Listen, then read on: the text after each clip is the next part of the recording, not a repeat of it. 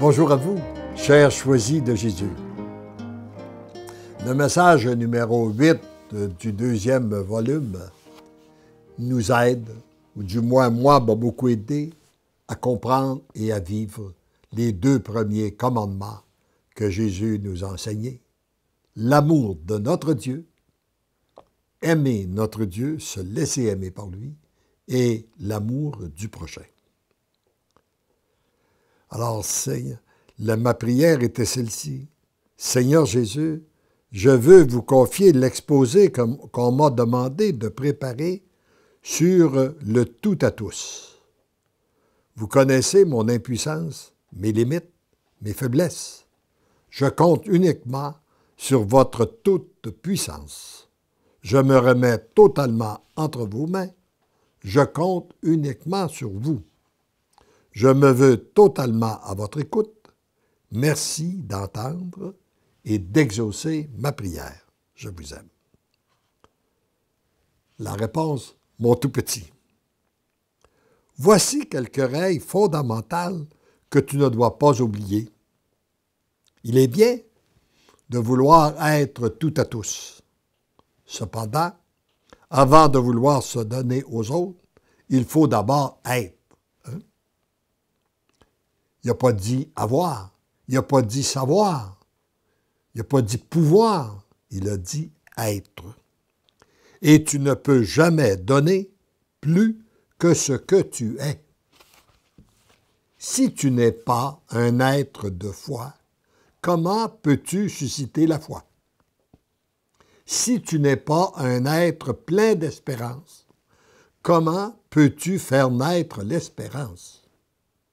Si tu n'es pas un être d'amour, comment peux-tu transmettre l'amour? Ne pouvant donner que ce que tu es, il faut donc que tu sois avant de pouvoir donner. Comment peux-tu être ce que tu veux donner? J'ai bien dit être et non pas apprendre. Il y a toute une différence. Par toi-même, tu peux apprendre une multitude de choses. Par tes talents reçus, Dieu t'en donne le pouvoir. Lorsqu'il s'agit de ton être, c'est bien différent. Le seul pouvoir que tu as, c'est de donner ton oui à ce qu'il soit transformé par ton Créateur. C'est en accueillant ce que le Père t'a donné et te donne présentement en direct, durant les moments d'intimité avec la Trinité Sainte, à travers les autres ou les événements vécus, que tu deviens un être nouveau, entièrement libre et d'une grande liberté des enfants de Dieu. Je reçois régulièrement des témoignages de gens qui me disent, après avoir donné leur oui au Seigneur, ils sont entrés, qu'ils bénéficient maintenant de la grande liberté des enfants de Dieu. Alors, complètement détaché des pensées du monde, il t'est donné d'être pleinement toi-même, de découvrir ta beauté originelle. C'est ainsi que le Père est pleinement remis entre ses mains. En étant totalement entre ses mains, lui te permet d'être totalement toi-même. Voyez-vous, Dieu nous a créés par amour, et c'est en se remettant à lui, entre ses mains, qu'il vient nous redonner notre beauté originelle, et qu'il nous permet, lui te permet d'être totalement toi-même, et toi, tu peux te donner aux autres. En d'autres termes, tout à lui, tout à toi, tout aux autres. Je le répète, nous avons dans un premier temps d'être tout à Dieu, tout à nous et tout aux autres. Comme tu es continuellement en transformation, c'est en te donnant encore toujours davantage à lui, que tu es plus à toi et que tu peux te donner plus aux autres. J'ai observé d'ailleurs dans mes voyages les gens qui se sont donnés à Dieu, vivent une véritable transformation intérieure.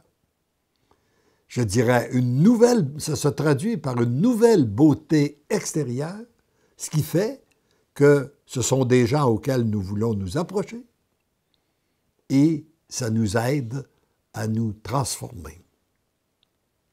Comme tu ne peux voir l'avenir pour bien vivre le moment présent et te convaincre de cet enseignement, jette un regard sur ton vécu bien à toi, pour te rendre compte qu'à chaque fois que tu as accepté de te donner plus à Dieu, tu as été plus à toi et tu as pu te donner plus aux autres.